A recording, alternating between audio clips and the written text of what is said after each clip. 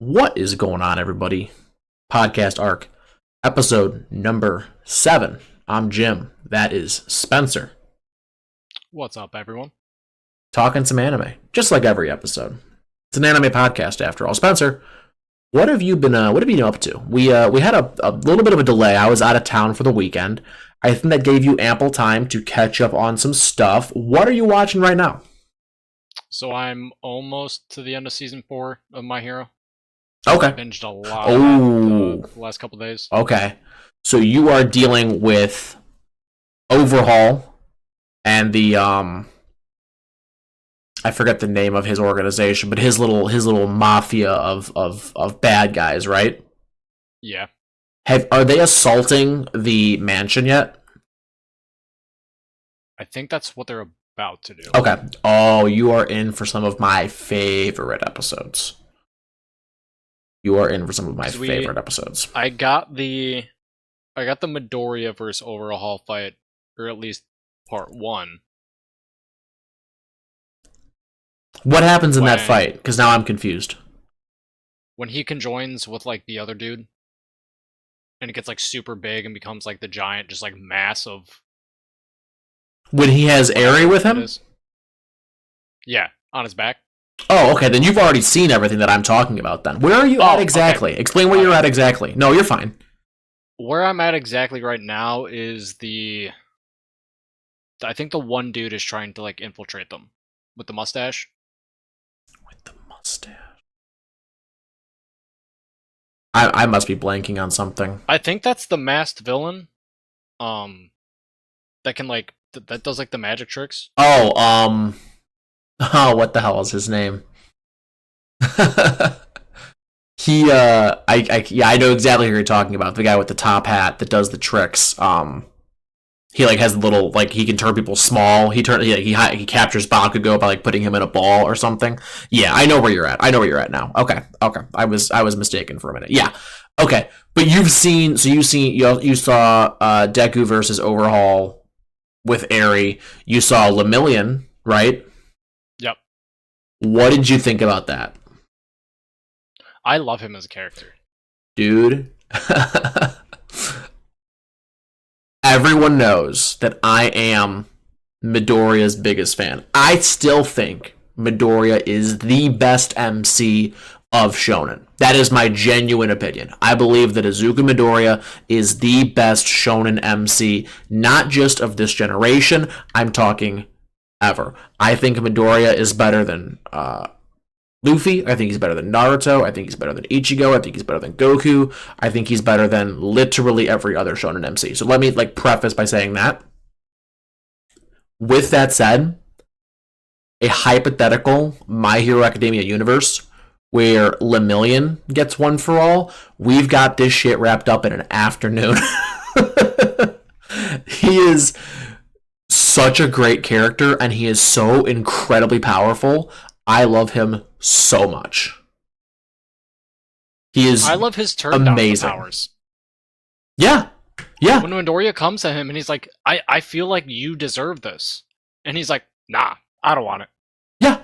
But that's how I know that he literally that's the whole thing, right? Is knowing that he shouldn't take it. But it proves something about Midoriya. That's what I love about My Hero is My Hero. People got mad at the ending of My Hero, so I won't spoil it for you. But people got mad about the ending of My Hero because it became very much about, and you already kind of know this because you've watched a lot of it. It became a lot about the whole cast, and it's why I argue that My Hero has the best cast in all of shonen. Period. Again, I'm a huge My Hero fan. People know this about me, but My Hero has the best cast in all of shonen. All of its side characters get a ton of development. All of its like villains get a ton of development. It's a massive, massive show with tons of depth in a relatively short manga. Like it's not some 1,000 chapter thing. I think it's like 400 something. It's very well developed for everybody. And what I love about it is you get some really great development for both Midoriya and for Lemillion in that scene. What is his name? Toga, right? Yes. The hell is his full name? Why am I blanking on that? Whatever, it doesn't matter. I'll keep calling him Lemillion for these purposes. What I'm trying to make is in that moment where Midoriya says, hey, like, you deserve this. You should take it. It proves a lot about Midoriya because he goes, hey, I'm recognizing somebody who at this point in time is a better hero than me. He should have this power. He would do better with it. Better things would happen for the world at whole if he had this power. And that shows what Midoriya cares about isn't glory. It isn't being the best. It isn't being the strongest. It's about doing what's right. Even if it comes at his own personal sacrifice. And it benefits Lemillion because he proves, you know what? I want to be good, and I can be good being myself. Even with a quirk that as a kid was not cool, I was the kid that fell through things and ended up naked. He wants to be himself and be a hero by being himself, and he's not willing to weaken somebody else to get that. So in that moment specifically, it literally makes both characters better in dramatically different ways. And so much of My Hero is that. Sometimes it's the parallels of like Bakugo and Deku is a perfect example. All Might and All for One, their parallels are super tight. It's such a good show in that way that everyone gets an equal level of representation. And I do love how I think somebody with All Might kind of acknowledges the fact, I think it might have been, I forget his name, the unfortunate death. Sir Night-Eye? Yeah. I think, doesn't Sir Night-Eye and All Might like come to the conclusion that Lemillion might have been a better hero to take up the mantle? Yes, it's very subtle in that way where Night Eye obviously knows the future, and his greatest fear is that All Might is going to meet this like untimely, vicious death, and the way that he foresees that being not overcome, because at the time he doesn't believe that it can be overcome, but the way that he foresees he can limit that from happening is if All Might gets out of the fighting game, and the only way to do that is to give the power to somebody who's ready, and that's why he thought it would be Lemillion. It's why he resents Midoriya very early on. All Might also kind of recognizes, like, yes, Lemillion is obviously like the correct choice, but what I love about All Might is he never backs down on the choosing of Midoriya. Always he's like, no, this was the right choice. I'm right about this. The whole time he believes that. And y'all are gonna see. Yeah. And what I love about that is he carries that belief to the very end, to like end of story end, like epilogue end. All Might is the most. Again, I'm always singing its praises. My Hero Academia, All Might's the best sensei character, better than Jiraiya, better than Raleigh. He legitimately is the best sensei character out of all the other characters. He's genuinely so good, and it's because of his genuine, authentic belief, not just in Midoriya. Oh no, but in all of Class 1A. In fact, if you watch the first episode of Season 8, for everyone else out there that's not Spencer, he obviously has a ton of admiration for his entire class. And it just goes to show that who All Might is at his core. He is the world's symbol for peace and justice. But not just that, not only is he a symbol for those things, he wants to pass that title along. And he's willing to do so at any cost. He loves his job of being a teacher as much as being a hero, and there's a theme there where like being a teacher, being someone who's willing to like carry the torch and lead the next generation is part of being a hero, because being a hero is more than just saving people. It's about setting an example. And that's literally what being a teacher is. So there's this really cool parallel of All Might being like, yes, I have to fight right now, but through my fighting, I'm going to set an example for others later. It's just so chef's kiss all the time. All the time. And I loved the real world parallel in the season of Overhaul's like mission. Yeah. And basically creating the infection to infect everybody, and then also creating the cure at the exact same time, and the real world implications of like relating that to like how we basically poison ourselves and then have to create the medicine to fix it on a constant day-to-day basis was insane. I was like, oh, they're putting this in the Yeah. show. It's such a cool nod to like the notion of like we exist in this world where we know like lots of things are bad for us, and then we circumvent those things that are bad for us by creating drugs and therapies and all kinds of things to fix those things. Like the big example that I always jump to is like ADHD, right? Like we're positive that like that's a bigger like ongoing thing, and I know that like you obviously know a lot about it. I obviously know a lot about it. I don't think it's a pandemic where like kids are just developing this disorder more frequently on a lark. I think it's obvious that like as our attention spans are dramatically shot from a very young age through excessive dopamine releases, like watching Cocomelon when you're 8 months old, we're frying our dopamine receptors, and that's becoming a problem. Oh, and then they go, oh, well, here's the solution. It's going to be these drugs. Well, hang on. Let's just not. Wait. Let's not fry a 6-month-old baby's dopamine receptors from the very moment. Let's not hand a 1-month-old their first tablet. You know what I mean? Like that's a really good example that you're kind of bringing to the table of like these real world implications. And My Hero's not one that I think of real world implications a lot because it is very fantastical, but it is an anime that and a story, frankly, that has like very concrete real world implications. And I really like that about Hoshikori. He doesn't hit you over the head with it. It's not so blunt. He does kind of fumble the heteromorph thing towards the end where I am like, this is a little on the nose, but the rest of it is very well done, where there's some class implications, there's some power implications, there are some political implications, and he does that in a way that is very, very neat and nuanced, and it's very much about superheroes, but if you look at the subtext, it is very about like our current situation on a global scale. And it's even more so than like a One Piece, and we'll talk about One Piece in a second because I have something to talk about. I do too. He does a great job with making it very layered. It's not quite so obtuse, I guess I would say. Did you have something for One Piece? So I last weekend may or may not have went into Wano. Oh my god! And You're watched such a piece of shit. Watched 2 episodes back from Gear 5 up till about when he defeats Kaido. Okay. I get the fucking hype.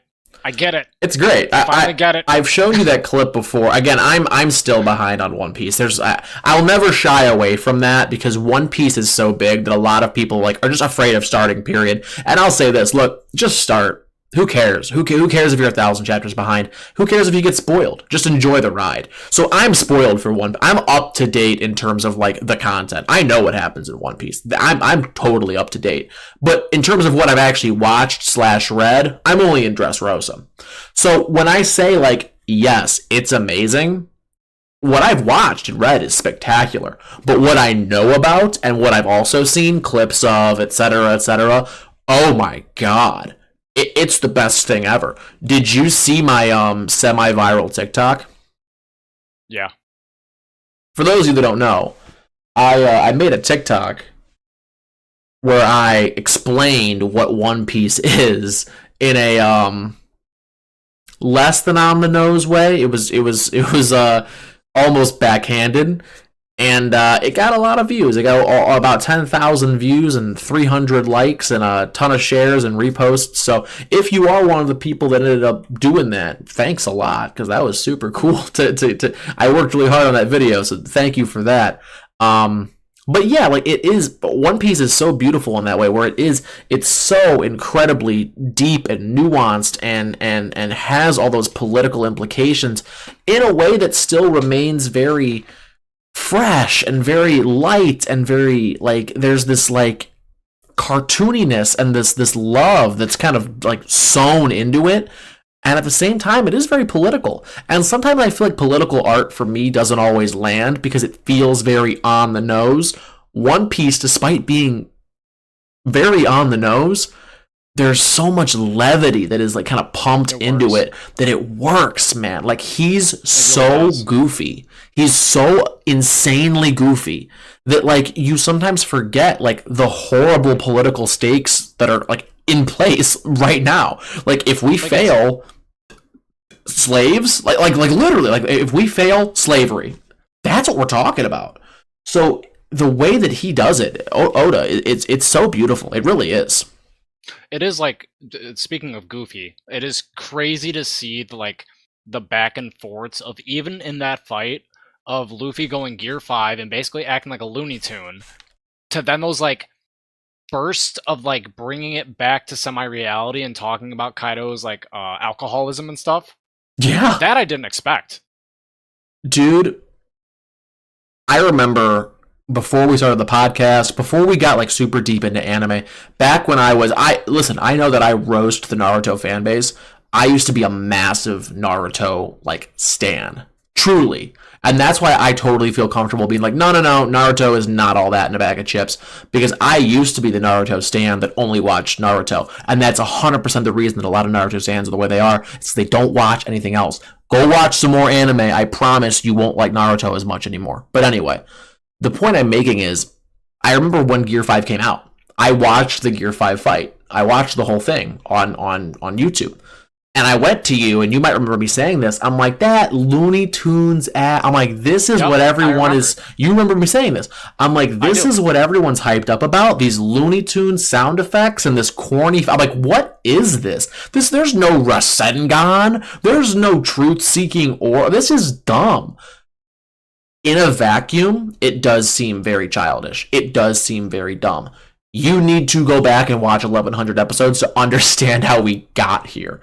Then, once you do that, then you can have an opinion on Gear 5. And if you still don't like it, I think you're wrong, but I'm willing to hear your opinion.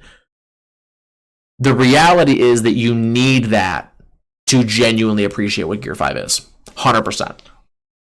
I genuinely love that his fifth transformation. This may or may not be the last. There's been rumors on other things. That his like awakening is now his ability to have the freedom of affecting anything. Yeah. Not just himself. Yeah. And you understand the implication of like the devil fruit, right? Like the implication is his devil fruit is not the gum fruit. In fact, the gum fruit isn't real. Like, that's not a thing that exists. I might be off on that, but I think that is the case. The gum fruit's not real. There is no rubber fruit. So there is no gum fruit. It is the freedom. Well, for the lack of a better phrasing, the freedom fruit. It's a mythical zone fruit. So you know how like the human fruit that Chopper eats, it makes you a person. That's what. Let's go with that. Like, if the if a person eats the human fruit, nothing happens. They just lose the ability to swim. That's what would happen. So, like, if Luffy ate the human fruit, he would just be a person. If Kaido ate the dragon fruit, right? So same with Momoshiki. That's a zone type fruit where you can turn into an animal or something else, right? Oh, God, I gotta pause you real quick. Go ahead. When I finally saw Momoshiki and his voice actor is literally Deku, like I sat up and was like, let's fucking go. It might not be Momoshiki now that I'm saying it out loud. Momoshiko? I think it's Momoshiko. It might be Momoshiki. Whatever. Yeah, but you're absolutely right. Yeah, it's Deku. It's so funny. He's actually, you would know this. He's actually introduced in Punk Hazard. You actually see the dragon fruit way back then, and there's a ton of foreshadowing about Kaido in Punk Hazard. Yeah, it's actually, I think you have mentioned that to me. Yeah, it's super cool. Oda just imprints things so early into the story. Punk Hazard's chapter like 700, and he's like, yeah, 300 chapters from now, this is gonna bang. Think about that. There's 52 weeks in a year. 52 weeks in a year. Let's say that he is doing a chapter every single week in Weekly Shonen Jump. That's 6 years. like what is this dude on? Like, he's literally planning things generations. And think about that. Like, when you go like, oh yeah, when did Marine Ford happen? it was like 2008 or something like that. Dude, the manga aired in like 99. We didn't get to the time skip until like the Obama administration. Like it's an incredible thing that he's accomplished here. But what I was saying though with the fruits, the implication is that the world government concealed the nature of Luffy's fruit. That it's actually the fruit that turns you into the sun god. That's what it actually is. It's not a fruit that turns your body into rubber, but that's what they told everybody it is to hide the true nature of the fruit. That's what it is. It's a zone fruit that doesn't turn you into an animal. It turns you into the sun god. That's what it does. And so that's why. What is the actual name? I truthfully don't know. It might be. I don't know what it actually is. But yeah, that's the like greater implication is that this is part of their information suppression. Is that they've concealed what the devil fruit actually is. And remember, Spencer, who had the devil fruit before Luffy ate it? Shanks. Where Shanks get that fruit, bro? Where was Shanks at that he got that fruit, bro? That might even be an answered question that I don't know yet because I'm when I say I'm caught up, I know the big brush strokes, but maybe some of the nuances missed on me. Where did he get that fruit, bro? That's something I want to know. So again, I'm reading it still, but I'm kind of in a pause right now while I read Bleach. And I watched something else. I know that I'd mentioned to you earlier this week that I am watching something totally obscure, and I want to see if your guesses have gotten any better. My last guess is Sailor Moon. No, I can't believe you didn't get this. Because like I thought of Yu Yu Hakusho. That was another one when we were like growing up. Inuyasha, but like I don't know. Spencer, I'm watching Digimon Adventures. God, I guess Pokemon too. Dude, damn it. Digimon fucks so hard. Digimon rules. I don't know why Digimon isn't bigger than it is right now. Digimon rules. I know that I think they just redid it in 2020 with like better animation and stuff, but it's not dubbed, which sucks. So I'm watching the 2002, it might be 2000 actually, version that I watched as a kid. Now, when I say I watched it as a kid, I had the VHS. Like, I had a VHS, and I burned the tape in that thing to a point that, like, all of the words were, like, very familiar. Like, you know when you hear something that you've heard 1,000 times before from your childhood?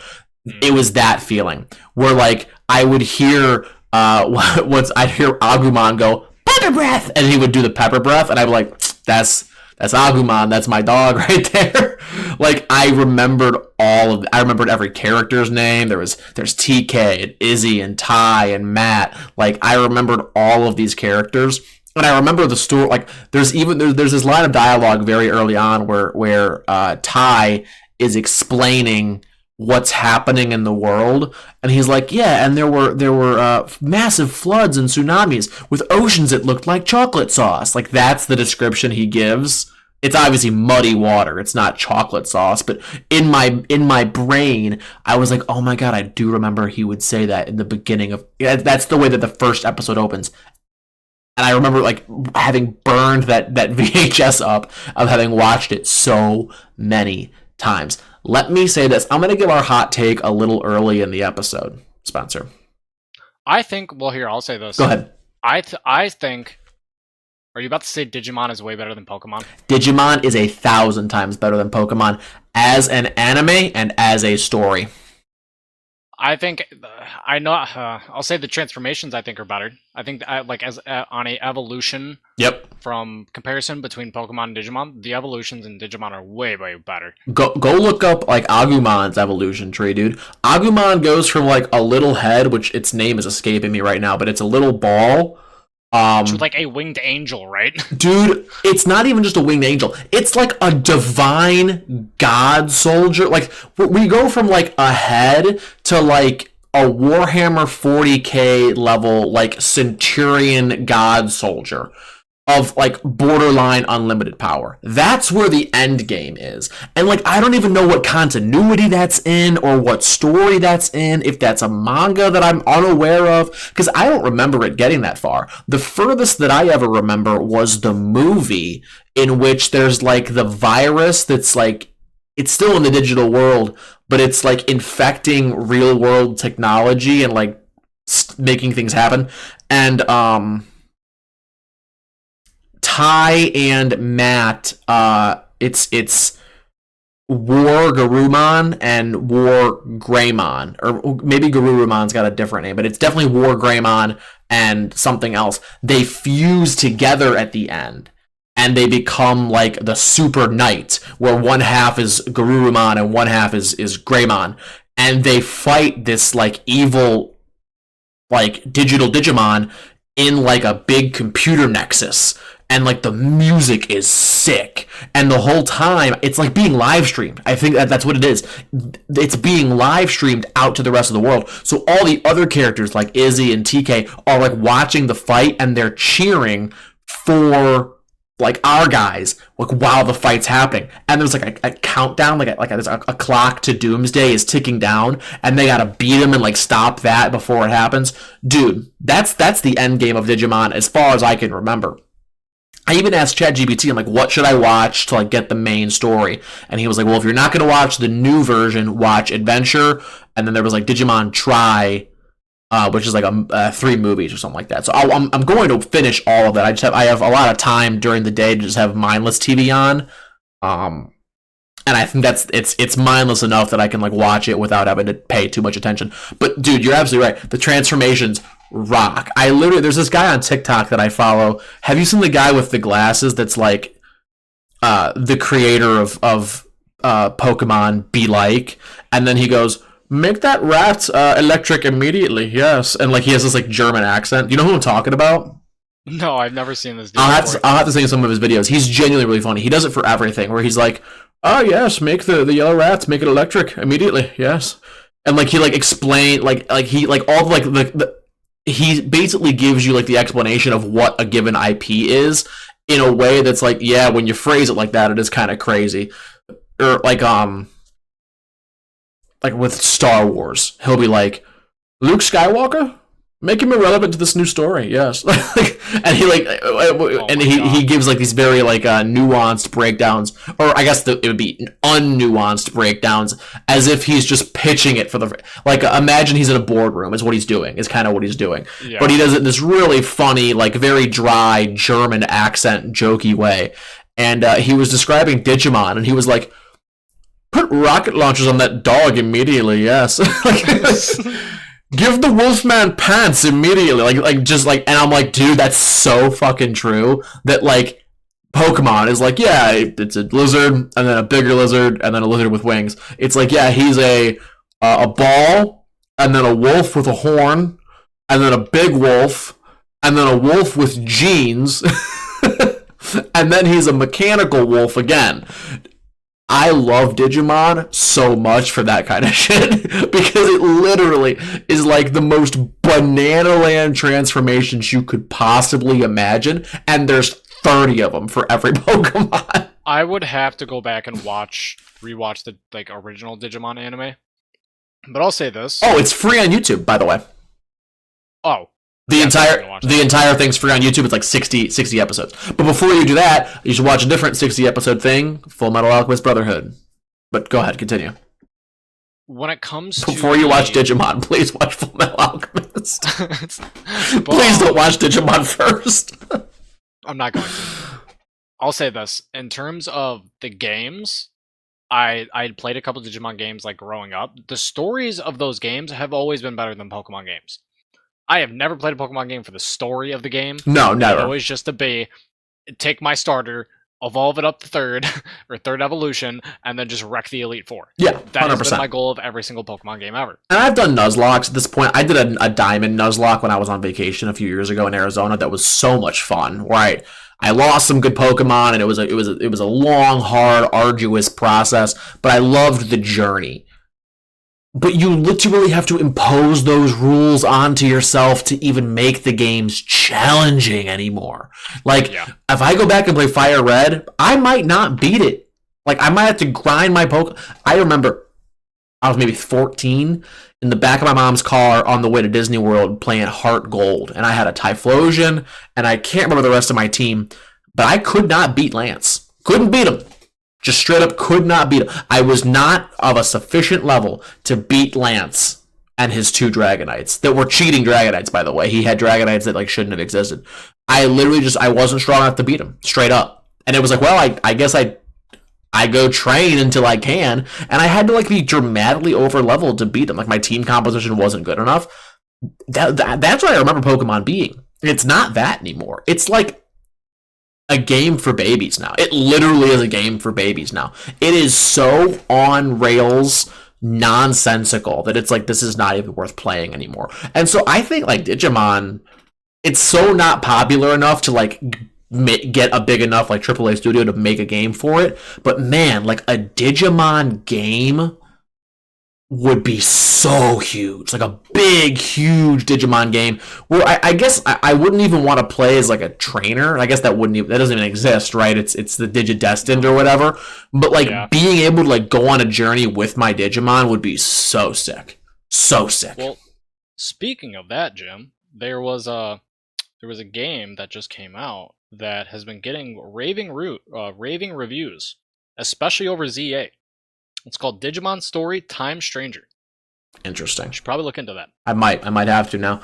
Yeah, ZA looks just like garbage to me. How are you liking it so far? Speaking of ZA, So for everybody that also doesn't know, we are major gamers, including both of us. Spencer, we're millennial anime fans. I think everyone figured out that we're also gamers, but go ahead.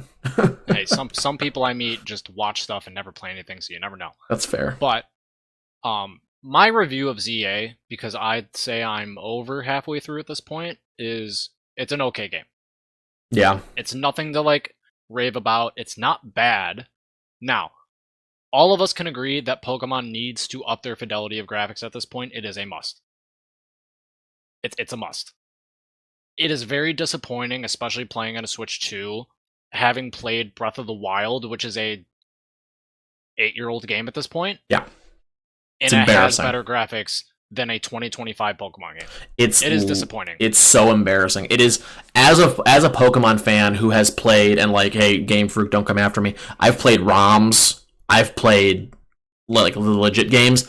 There are ROMs on Fire Red graphics that I would spend $80 on today, and you could not give me ZA for free right now to play.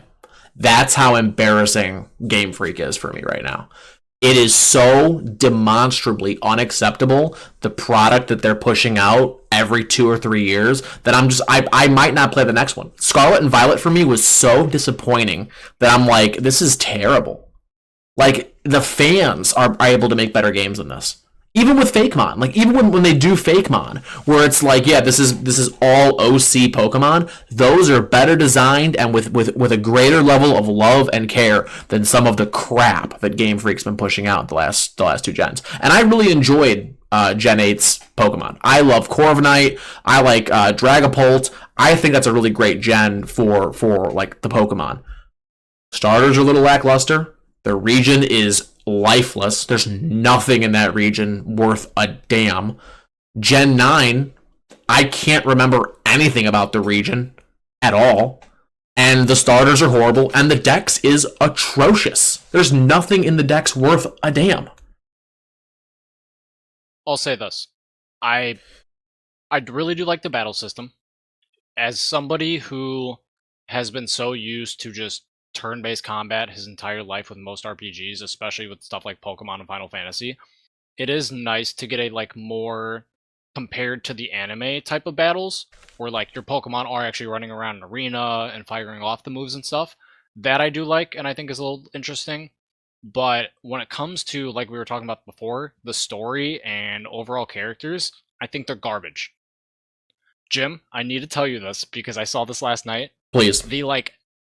The main feared trainer in the game is basically a Twitch streamer. What? Yes. Oh my god. They're so hype beast oriented. It's like it's like I'm talking to a Travis Scott fan. I can't stand it. I can't stand it, man. It's so popcorn bubblegum garbage now. And I can't tolerate it anymore. I might just not buy the next game in solidarity, but here's the thing, they're gonna sell a billion copies anyway because people love it. So I don't even know, like, as a fan, like, how I'm gonna continue to support. I'll probably just keep my eye on, like, ROMs and support those as best I can, because every time I play a ROM, I'm like, wow, this is the best thing ever. And every time I play a regular Pokemon game, I'm like disappointed. And I'm optimistic because, I mean, it's obvious that they're trying to improve what they've got and make better things, but I genuinely just don't see the path forward after Scarlet and Violet. I just don't see it. The main reason I got the game, and I'll admit this, was for a nostalgia trip. Oh yeah. I haven't bought a Pokemon game since I was a child. Yeah. The last Pokemon game I have bought and beaten to completion was Pokemon Diamond. That's just so crazy to me. You need to. I would highly recommend. What you should buy is a 2DS. You can get a 2DS for genuinely like $80. Get a 2DS. With a 2DS, you would have access to Alpha, Alpha Ruby, or Omega Ruby and Alpha Sapphire. What's that? There may or may not be a 3DS emulator now in the App Store. Oh, for a lot of time, it was just GBA and DS, but the other day I found one. Well, the reason I always say 3DS is because with a 3DS, you can play Omega Ruby and Alpha Sapphire, which is a Gen 3 remake. You've got Diamond and Pearl, which is a DS game, but you can play it on a 3DS. You've then got Platinum, Heart Gold, and Soul Silver. And I think you can do from the online store Red and Blue. So you've got Gens 1, 2, 3, 4, Black and White is 5, X and Y is 7, or 6, and 7 is Sun and Moon. So you can play every single generation of Pokemon 1 through 7 on a Nintendo 3DS, which I think is incredible. You don't get out of using a Switch, or you don't have to play a Switch until you get a Sword and Shield, which in my opinion is, okay. It's just fine. But yeah, I'm optimistic that the Switch 2 hardware obviously makes me really optimistic about what could possibly happen from a Pokemon game, but I don't trust Game Freak. But now, have you seen the leaks? Yes, I have. I'm very interested. A seed-based open-world Pokemon game would be very, very interesting. And to get a actual open world Pokemon game that isn't Scarlet and Violet and that's previous gens, I think would be very interesting. Can I say this? That's not what Pokemon fans want. That is not what Pokemon fans want. What Pokemon, and I like the idea of an open world. Don't get it twisted. But when I hear the phrase open world, I want you to make a map the way that they always have a map, with the big open routes, and I want the routes to be the same as the regular routes from the regular Pokemon games. You can put Pokemon in the overworld. I'm fine with that. I have no problem with that. But I want to be able to explore the world at whatever pace I want to. If I want to run to the end game gym, that should be scaled to my level. I shouldn't get there and then be like, well, this is obviously the 8th gym. I can't be here. I need a stronger Pokemon for this. Because the only way to do that is by battling. And the only way to do that is to go back and fight everybody else. Well, how am I going to do that? Well, every area is level locked, essentially. That's not an open world game. That's just a on-rails game with extra steps. You're just confusing me now. If you just made like the regular game and then made it open world with a expanding level cap depending on like where you are in your own progression, the game would already be 50% better. Couple that with the new graphics and like the new routes and the new 3D like Pokemon in the overworld, now we're talking. Now we're cooking with gas. Throw in some side quests, Now we're on fire. DLC with, maybe a different region, like doing a Johto, a Gen 2 kind of thing. Oh boy. Now we're hot. There is also the rumor of, or one of the other apparent leaks was basically what you're saying, multi-region 3D game. We'll see. I think it's supposed to be Gen 1 through 3, which, to be honest, I would love more than anything. That'd be really cool. They are my favorite 3 gens, and in my opinion, I think Pokemon design kind of goes downhill after Gen 4. You're bugging, dude. 4 and 5 are amazing. 5 in my opinion. Like, yeah, I'm done. 5 in my opinion is the best gen for Pokemon. 5. There's so many good Pokemon in Gen 5. Let me I don't have my phone with me, but Gen 5's, look it up. For those of you that are at home, go look up Gen 5. There are so many good Pokemon in Gen 5. Some of my favorite Pokemon are in Gen 5. Now, the starters suck. I don't like the starters in Gen 5, which is terrible. But the rest of the gen is so good. Really great. We've gotten so away from anime in this episode that I'm almost disappointed in us. But let me just say this. I'm kind of not in a huge anime mode right this second because I'm waiting for Gachiakata to get dubbed, the latest episode. And then I'm waiting for My Hero to get dubbed. Otherwise, I'm still reading Bleach, reading Dandadan, and reading Kyoshi. Are you reading anything else right now, Spence? No, I'm kind of just slowly trying to get through Dandadan. I'm starting Bleach slowly but surely, trying to get through that. Or at least the first 40, 50 chapters, so I can give you some basic opinions on that. But other than that, in My Hero, I haven't really had much time to catch up on anything else. Or get started on with My else. Hero. Yeah, for sure. Yeah. Oh, you know what we will have to talk about next week? We'll have Chainsaw Man talk about. That is true. We are going to see that. That's going to be great. That's going to be a really good one. But yeah, I mean, we're kind of towards the end of the episode here, Spencer. Do you have your Spencer patented hot take to give us for the end of the episode here? No. Have I caught you off guard? You came unprepared? No, I think my hot take would have been that All Might is probably the best. Oh, I kind of robbed you there. Yeah. I don't think it's a hot take. I hear what you're saying that for you as a new My Hero fan, it's a hot take. I don't think it's hot. I mean who's better? I'd be willing to hear arguments on Jiraiya. I'd be willing to hear arguments on Jiraiya. I was going to say what your opinions on Jiraiya were, but Master Roshi does not compare. Not even close. We haven't gotten that far into JJK to really put Gojo on that level, I'd say. Gojo as a character, yes. As a teacher, no. As a mentor, no. And that's even as a manga reader who knows all of the conversations that Gojo has with Yuta. All of the contingency plans that he pre-makes with all of the other people that aren't Yuji. Knowing everything I know about Gojo, he's still not All Might. He's close. I would say Gojo might be my number 2, even ahead of Jiraiya. But he's not better than All Might.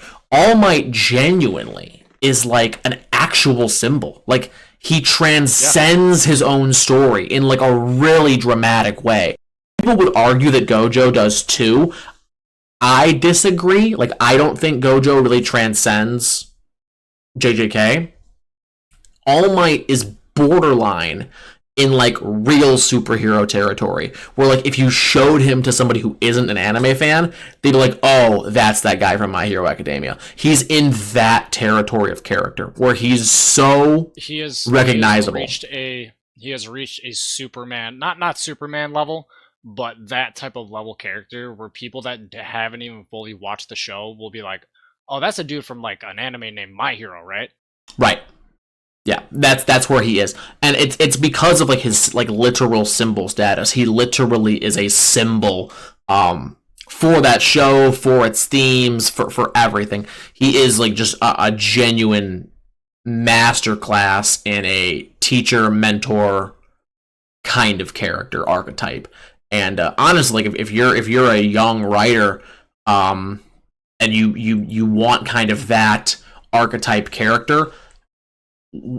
Watching and reading My Hero, specifically about All Might, I think you would gain a lot of insight on like the mind of a character like that. Gojo, I think he more so exemplifies that like human weapon kind of archetype where he isn't even allowed to be a person because of just how dangerous he is and that loneliness that it generates. That's why I like Gojo as a character. And so I'm like, for me, I'm like, I don't think I can call him a great mentor character because what he's great at is unrelated to that. It's unrelated to being a mentor character. He's great at something else entirely. All Might, what he's great at is being a mentor figure. Very similar to Jiraiya. I think that's really the niche that he slides into, and he's the best at it, period. So yeah, I don't think it's a hot take, but I will accept it as the Spencer patented hot take. What I will say for my hot take to end the episode is, we briefly touched on it, but we got into Pokemon talk, which is fine. Digimon's better than Pokemon. Digimon's so much better than Pokemon. The anime specifically. I like the Pokemon anime. I go back and catch a little bit of it every here and there just to kind of get those nostalgia berries going. I like the movies. The movies are great. Some of the movies are really, really good. Pokemon the movie is a great movie. Some of the like anime or not. It's a good movie. Just great. Digimon's better. Digimon is so good. Digimon's got a good story to it too. It's funny to like hear you can tell that like it is early 2000s anime because a lot of the and it's almost, you can tell that they know that this is going to be a very children-centric toy selling anime as well. So you can tell that much like a Yu-Gi-Oh or a Pokemon, the dialogue has been toned down a little bit in the dub. But it is still really, really cool. Especially all like the evolutions and things like that. It is really, really cool. And I'm looking forward to getting deeper into it because truth be told, I only ever got like a quarter of the way through it as a kid. That's all the Digimon that I had. Like it was those like couple of VHSs that my mom got me for whatever reason. I never got further into it. I don't think those shows when we were kids, like even Pokemon first, second season, like we didn't keep up to them on the story basis.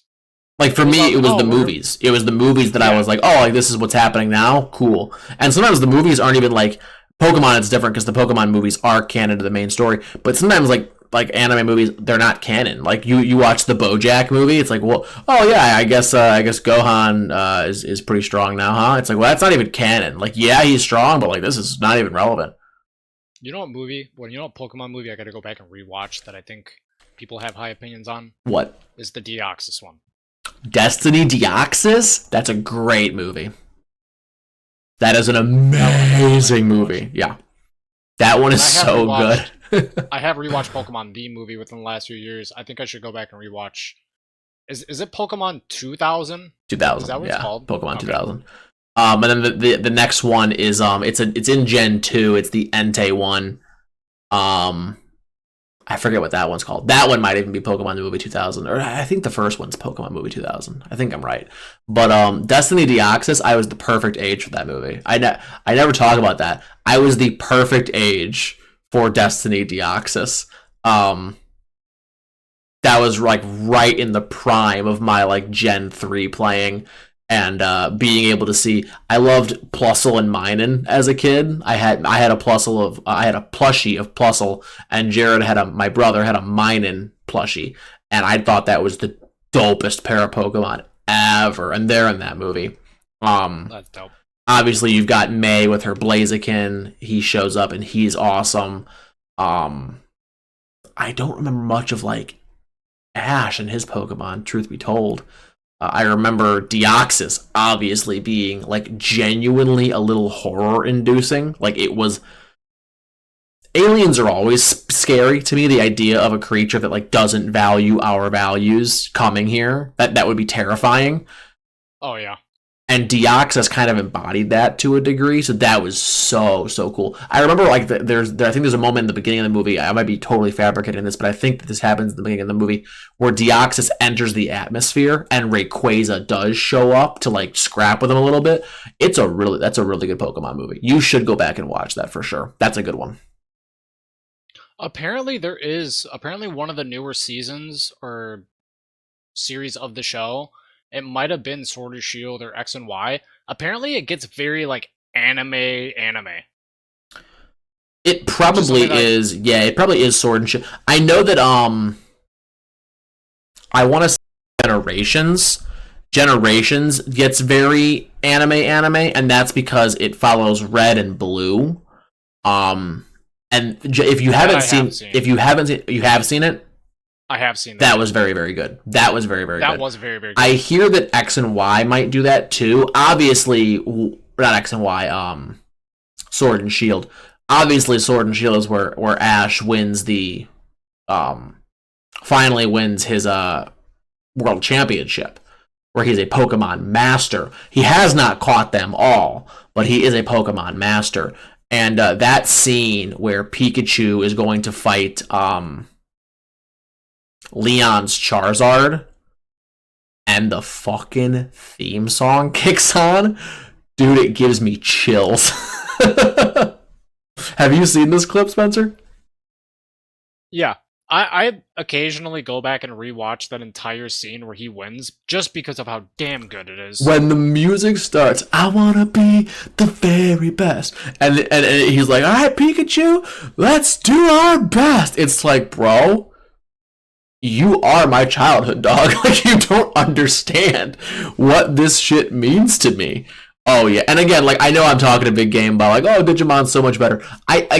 Pokemon is very, very, very good, even as an anime. But I feel like at moments it follows a very formulaic script to a degree. And it's because... to a fault. Digimon...